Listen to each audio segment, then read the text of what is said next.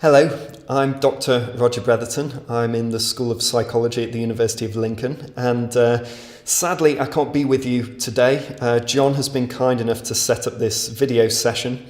So I'm going to talk to you from a slightly different angle than probably some of the other things you've been hearing today. So I know you're talking about how we build communities, how we respond to the increase in housing that's going to hit not just Lincolnshire, but the whole of the UK in the next few years. And as a psychologist, the thing I'm particularly interested in is what is change like? So when we go through those sort of periods of change, how does that impact upon us psychologically? So very quickly and simply, I'm going to talk about three things. Firstly, I'm going to talk about the psychology of change and transition. In other words, what happens in any change that we go through?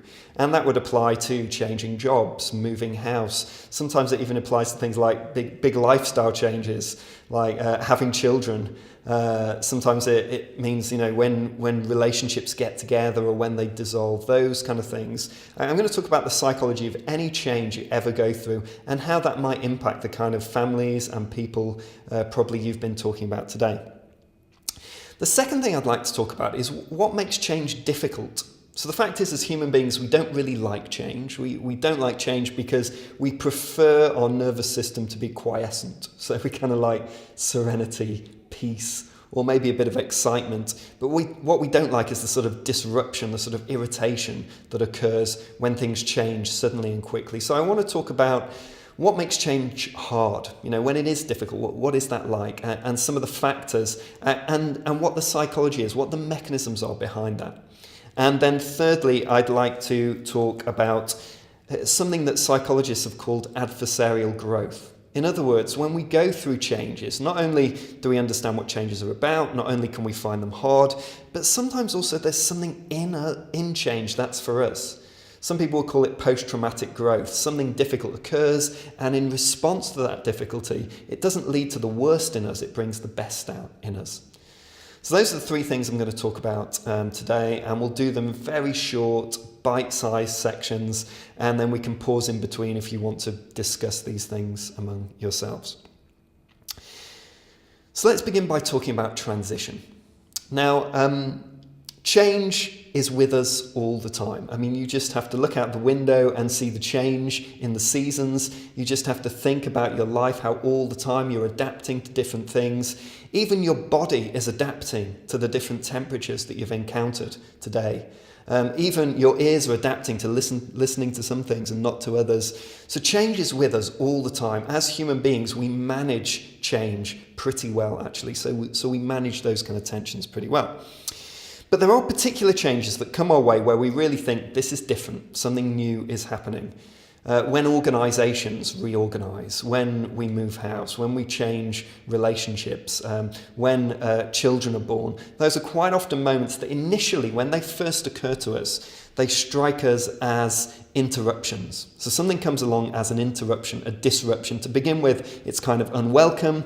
We're not quite sure we like it. It seems to be a break from business as usual that we had before. And our response to that often is to feel that things are in disorder, that they're chaotic, that they're crazy, that we can't quite make sense of things. And then as that disorder goes on, very often we find ourselves beginning to reconstruct things. We start to find meaning in the chaos. We start to find things work out. And then gradually, bit by bit, we come to a new relationship to life. We've learned from what's just happened, and we come to understand it a bit better. And then, to be honest, it's on to the next change. Then the next thing happens. Now, the reason I want to talk about this particularly is because this is very much what happens to people when they move house. So when they move from one area to another and they're trying to come to terms with what's just occurred, very often it's precisely that model of change that they get stuck in. And it has some particular emotional qualities to it. So you could say that first moment very often is a moment of fear. So when people first start thinking, I'm going to move house, we need to move on, we're moving to someone new, there may be this kind of sense of things are a bit different. I don't know if I like this. I feel a bit nervous about it. Sometimes people get a bit irritated by the changes. And then as we begin to step into that, sometimes that fear becomes excitement. And as it becomes excitement, what happens next is it falls into loss. I don't know if you've noticed, sometimes even when we change quite good changes, we still sometimes have a sense of sadness about what we left behind. Me and my family moved a couple of years ago, and it was a really welcome move. We were really glad to move out of the situation we were in into a new house that was lovely and quiet and peaceful in comparison to where we'd left. But just as we were leaving, there was that moment of sadness still. Even though things hadn't been easy there was that moment of thinking, do we really want to do this? And we're leaving something behind. And this is the house where our kids grew up from being really small, and we have so many good memories attached to it. So even in a good change, sometimes there's even sadness there. But if we can deal with that sadness, if we can face it and live with it, then very often what comes next, following sadness, is a sense of stillness, of settlement. And if you like, that's the kind of thing that I think we're looking for when we think about families moving into new areas. We're thinking about, how do they settle? How do they find that place of serenity and stillness? How do they begin to make themselves at home and feel welcome in the new place? That's part of the psychology of change. Yes, we've had the disruption. Yes, we've had the sadness. But also there is something good here, something that they can build a community, they can make a contribution to something. And then having gone through that period of stillness, that then usually follows a sort of active phase. And the active phase says, we now want to contribute. We want to give something to this new situation. We were disrupted by it. We were sad that we lost the old thing. We got to a point of being okay with it. And now we're thinking, and what shall we give?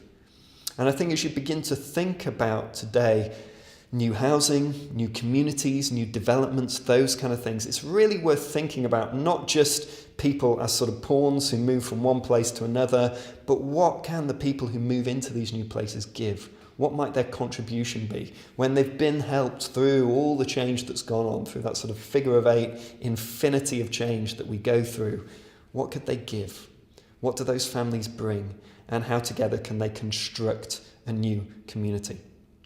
So if you're going to think for your first part of this little session, I'd suggest think about that. As you think about people moving into new places, how do you bring out their contribution? How do you get them to build the community together? How do you help them through that period of change so that they begin to say, this is our community and we will build it together?